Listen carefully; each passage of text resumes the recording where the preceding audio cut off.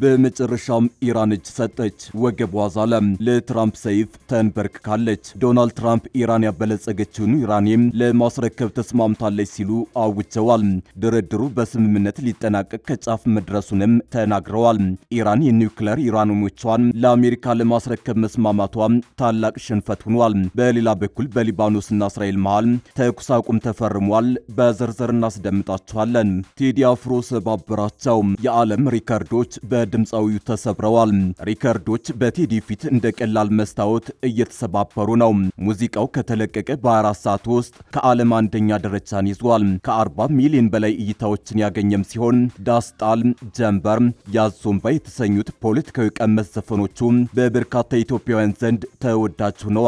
በተጨማሪም መሪማ የተሰኘው ስራው ቁጭትን ፈጣሪ ሆኗል። እንመለስበታለን። ጄኔራል ታደሰ ወረደን ለማባረር አክሱም ላይ በዝግ አዳራሽ የመከረው የህወሓት አመራር እጅግ አደገኛ ውሳኔ ማሳለፉ ተሰምቷል። ውሳኔው የተፈራውን ጦርነት አይቀሬነት የሚያረጋግጥ ሲሆን ነገሮች በቀናት ውስጥ ሊቀያየሩ እንደሚችሉ እየተገለጸ ነው። ህወሓት በአክሱሙ ስብሰባው ከበባ ውስጥ አስገብቶኛል ካለው የፌዴራል መንግስቱ ጋር ጦርነት ስለመግጠም በአብላጫ ድምፅ መወሰኑንም መረጃዎች አመላክተዋል። ተሰሙታላችሁ። ቻይና በኢትዮ ኤርትራ መሃል ገባች። አስመራ የከረሙት ከፍተኛ ባለስልጣን አዲስ አበባ ገብተዋል። የኢሳያስን አቋም ለ4 ኪሎ ሊያሳውቁ እንደሆነ ታውቋል። ወደ ጦርነት ቀርበዋል የሚባልላቸውን ኢትዮ ኤርትራን ከግጭት ለመመለስ ቤጂንግ ጣልቃ መግባቷ እያነጋገረ ነው። በዝርዝር ይዘነዋል፣ እናስደምጣችኋለን። አክብሮታዊ ሰላምታችን በያላችሁበት የዓለም ዳርቻ የረሳችሁ የተወደዳችሁ የአንድ አፍታ ሚዲያ ቤተሰቦች ከአንድ አፍታ ለአሁኑ መደመጥ አለባቸው ያልናቸውን ዜናዎች ወደ እናንተ የምናደርስበት ሰዓት ላይ ተገኝተናል። አብራችሁን ትቆዩ ዘንድ ግብዣችን ነው።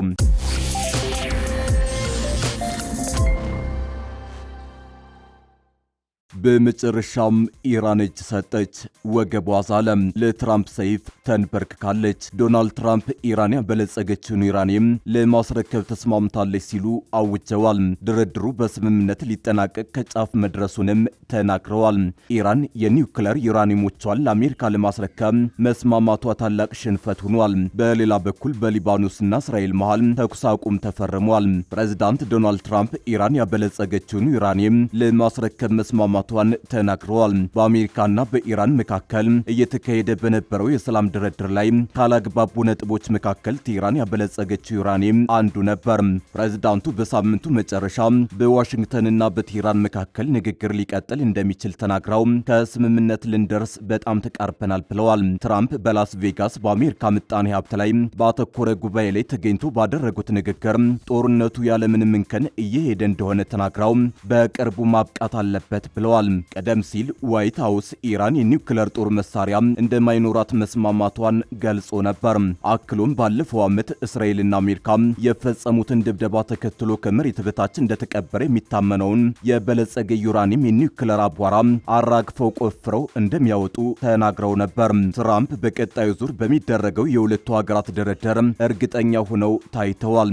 ነገር ግን ከ5 ቀናት በኋላ የሚያበቃው የተኩስ አቁም ስምምነቱ ስለመራዘሙ እርግጠኛ ለመሆናቸውን ጨምረው ተናግረዋል። ይህ በእንዲህ እንዳለ በሊባኖስና እስራኤል መሃል ተኩስ አቁም ተፈርሟል። ሄዝቦላ በበኩሉ በሊባኖስ እየተካሄደ ባለው የተኩስ አቁም ስምምነት ወቅት እስራኤል ክህደት ከፈጸመች ጣቴ ቃታው ላይ ነው ሲል አስታውቋል።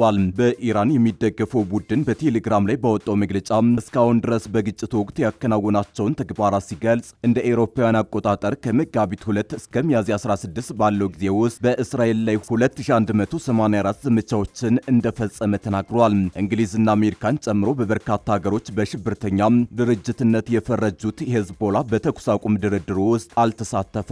ድርድሩ በእስራኤልና በሊባኖስ መንግስታት መካከል የተከናወነ ነው። ሐሙስ ዕለት ስለተገለጸው የተኩስ አቁም ስምምነት ምላሹን የሰጠው ሄዝቦላ ማንኛውም የተኩስ አቁም ስምምነት በመላው የሊባኖስ ግዛት ውስጥ ተፈጻሚ መሆን አለበት ብሏል። ጠላት የሆነችው እስራኤል የመንቀሳቀስ ነጻነት ሊፈቀድላት አይገባም ሲልም አክሏል። እስራኤል ለ10 ቀናት የሚቆይ ጊዜያዊ የተኩስ አቁም ስምምነት ለማድረግ ብትስማማም ግን ጠቅላይ ሚኒስትር ቤንያሚን ኔታንያሁ የእስራኤል ወታደሮች እስከ የተኩስ አቁም መጨረሻ ድረስ በሊባኖስ ግዛት የደህንነት ቀጠና ውስጥ እንደሚቆዩ ተናግረዋል። ቴዲ አፍሮ ሰባበራቸው። የዓለም ሪከርዶች በድምፃዊ ተሰብረዋል። ሪከርዶች በቴዲ ፊት እንደ ቀላል መስታወት እየተሰባበሩ ነው። ሙዚቃው ከተለቀቀ በ24 ሰዓት ውስጥ ከዓለም አንደኛ ደረጃን ይዟል።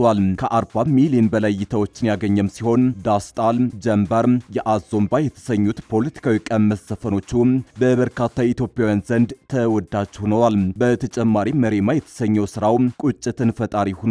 ከዚህ ቀደም አቦጊዳ፣ ያስተሰርያል፣ ጥቁር ሰው፣ ኢትዮጵያ የተሰኙ አልበሞችን ያቀረበው ቴዲ አፍሮ በስራዎቹ ማህበራዊ፣ ፖለቲካዊ፣ ሀገራዊ ጉዳዮችን ስለሚዳስስ አድናቂዎቹ በጉጉት ነው የሚጠብቁት። በተለይም በ1997 ዓ.ም ያቀረበው ያስተሰርያል የተሰኘው አልበም የህዝብ ልብ ውስጥ ገብቶ እንዲቀር አድርጎታል። በአልበምም ይሁን በነጠላ ዜማዎቹ የሚመርጣቸው ርዕሶች ከምንም በላይ የዜማና የግጥም መድረስ ችሎታውን ብዙዎች ያደንቁለታል። እንደተጠበቀውም በዚህ አልበሙ በርካታ ፖለቲካዊ ድምጾችን ያስተጋባበትን ዘፈኖች አካቷል። አዲሱ አልበሙ ታዲያ በዓለም አቀፍ ደረጃ በርካታ ሪከርዶችን እየሰባበረ ይገኛል። ይህን ዘገባ እስካጠናከርንበት ሰዓት ድረስ ዳስጣል የተሰኘው ዜማ በዓለም የሙዚቃ ደረጃ አንደኛ ሆኗል። በተመሳሳይ በአፍሪካ የሙዚቃ ደረጃ አንደኛ ሆኗል።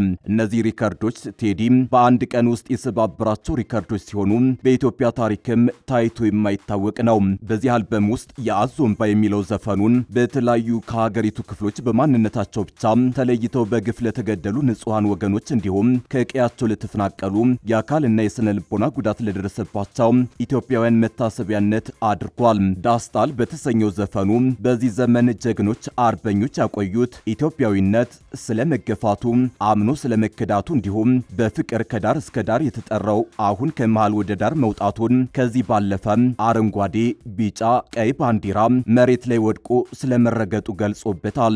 ስምምነት በተሰኘው ስራው ደግሞ ሀገር ከሌለች ኢትዮጵያውያን እንደማይኖሩ፣ መበታተን ልክ እንደ ብናኝ ረብ እንደሌለው፣ ከዘር ተልቆ ቢታይ ኢትዮጵያውያን የማይለያዩ እንደሆነ ገልጾበታል።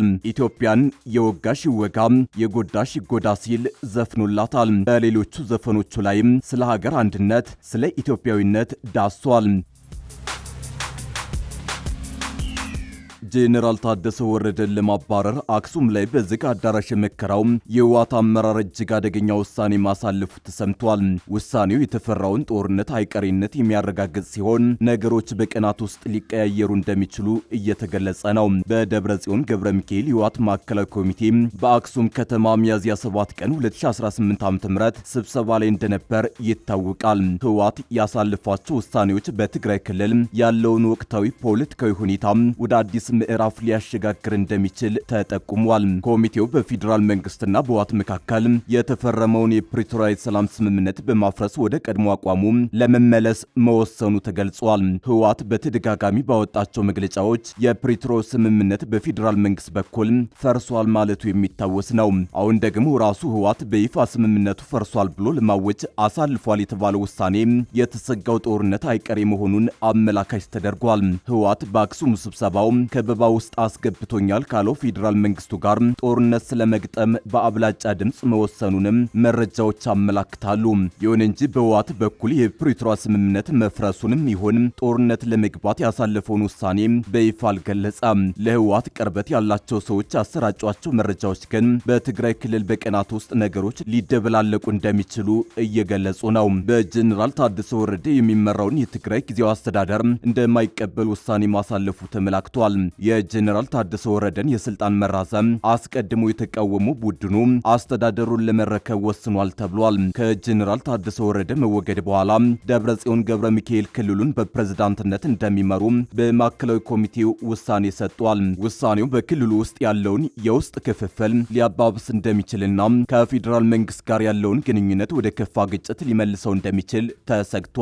ጠቅላይ ሚኒስትር አብይ አህመድ ከህወሓት ጋር ውጥረት ባየለበት ወቅት ጀነራል ታደሰን ስልጣን አራዝመው ወደ ትግራይ መመለሳቸው እንደ ስጋት ሲገለጽ ነበር። በፌዴራል መንግስትና በህወሓት መካከል የተፈጠረው ውጥረት ከመጪው ክረምት መቃረብ ጋር ተያይዞ ወደ ጦርነት ሊያመራ እንደሚችል ብዙዎች ስጋታቸውን እየገለጹ ነው። በአሁኑ ወቅት ትግራይ ላይ ከፍተኛ ውጥረት የተፈጠረ ሲሆን የጦርነት ዝግጅቱ ህዝቡን አሸብሯል። የፌዴራል መንግስት ህወሓት ላይ ጫና ለመፍጠር በጀት መያዙ የሚታወቅ ሲሆን ከጦርነት ስጋት ባሻገር በክልሉ ከፍተኛ ማህበራዊና ኢኮኖሚያዊ ጫና ተፈጥሯል። ጄኔራል ታደሰ ወረደ ወደ አዲስ አበባ ተጉዘው ሪፖርት ካቀረቡ በኋላ በጀት እንደሚለቀቅ ቃል ተገብቶልኛል ብለው ነበር።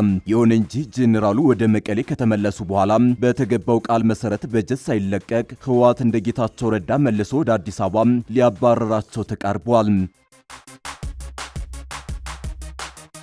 የቻይናው የአፍሪካ ቀንድ ልዩ መልእክተኛ ሁ ቻንግቹን ባለፈው ኤፕሪል 10 በአስመራ ከፕሬዝዳንት ኢሳያስ አፈወርቂ ጋር በዝግ ተወያይተው በ4 ቀናት ልዩነት ኤፕሪል 14 አዲስ አበባ ገብተው ከኢትዮጵያ ባለስልጣናት ጋር መምከራቸው የቀጠናውን ፖለቲካዊ ትኩሳት አጉልቶ አሳይቷል። ይህ የአጭር ጊዜ የሹትል ዲፕሎማሲ ቻይና በቀንድ አፍሪካ ከነበራት የኢኮኖሚና ኢንቨስትመንት አጋርነት ወደ ገቢራዊ የፖለቲካ አሸማጋይነት ሚናም ለመሸጋገር መገደ ዷን ያረጋገጠ ነው ሲሉ የውጭ ጉዳይ ተመራማሪ ማህደር ነሲቡ ገልጸዋል። ቤጂንግ በአጭር ጊዜ ውስጥ በአዲስ አበባና በአስመራ መካከል የምታደርገው መመላለስ መሰረቱ የግጭት ስጋት ነው። ቻይና በኢትዮጵያ ወደር የለሽ ግዙፍ የኢኮኖሚ ጥቅም ያላት ሲሆን በኤርትራም ዋነኛውን የውጭ ምንዛሪ አስገኝ የሆነውን የማዕድን ዘርፍ 60 በመቶ ድርሻ ያላትን አዲሱን የአስመራ መዳብና ወርቅ ማዕድንን ጨምሮ ተቆጣጥራለች። በመሆኑም በሁለቱ ሀገራት መካከል ሊፈነዳ የተቃረበው የፖለቲካ ውጥረት ቻይና በቀጠናው ያፈሰሰችውን ቢሊዮን ዶላር አደጋ ላይ ጥሎታል። የጂኦፖለቲካው ትልቁ ቅራኔ ያለው እዚህ ጋር ነው። ኤርትራ ከምዕራባውያን ጋር ያላት ግንኙነት የተበላሸ በመሆኑ ቻይና በአስመራ ላይ ወደር የለሽ ተጽዕኖ አላት። ነገር ግን ኤርትራ በቀጠናው ከሱዳን የእርስ በርስ ጦርነት እስከ ጸረ አዲስ አበባ አቋሟ የምታረግዘው ትርምስ ፈጣሪነት የቤጂንግን የመረጋጋት ፍላጎት ፊት ለፊት የሚፈታተን ነው። በተለይም የኢትዮጵያ የባህር በር ጥያቄን ተከትሎ አዲስ አበባ ከሶማሌላንድ ጋር ልታደርግ የምትችለው ስምምነት ቻይናን ክፉኛ አስግቷታል። ለቤጂንግ ኢትዮጵያ ከሶማሌላንድ ይልቅ ታሪካዊውን የአሰብ ወደብ ብትጠቀም ስትራቴጂካዊና ፖለቲካዊ ምርጫዋ ነው። ይህም ከአዲስ አበባ ፍላጎት ጋር ሙሉ በሙሉ የሚገጠም ነው። ተመራማሪ ማህደር ነሲቡ እንደሚሟገቱት ይህ ለኢትዮጵያ የውጭ ጉዳይ ፖሊሲ ወሳኝ የፈተና ጊዜ ነው። አዲስ አበባ የኤርትራ ቀጠናዊ አፍራሽ ድርጊት እንዴት የቻይናን ኢንቨስትመንትና የጋራ ራዕይ አደጋ ላይ እንደሚጥለው ለቤጂንግ በግልጽ ማስረዳት ይኖርባታል። የቻይና ልዑካን መመለሳቸው አይቀርም። ትልቁ ጥያቄ ግን አዲስ አበባ እነዚህ ልዑካን ወደ ቤጂንግ ሲመለሱ የኢትዮጵያን ብሔራዊ ጥቅም የሚያስጠብቅ ድምዳሜ ይዘው እንዲሄዱ የማድረግ አቅም አላት ወይ የሚለው ነው።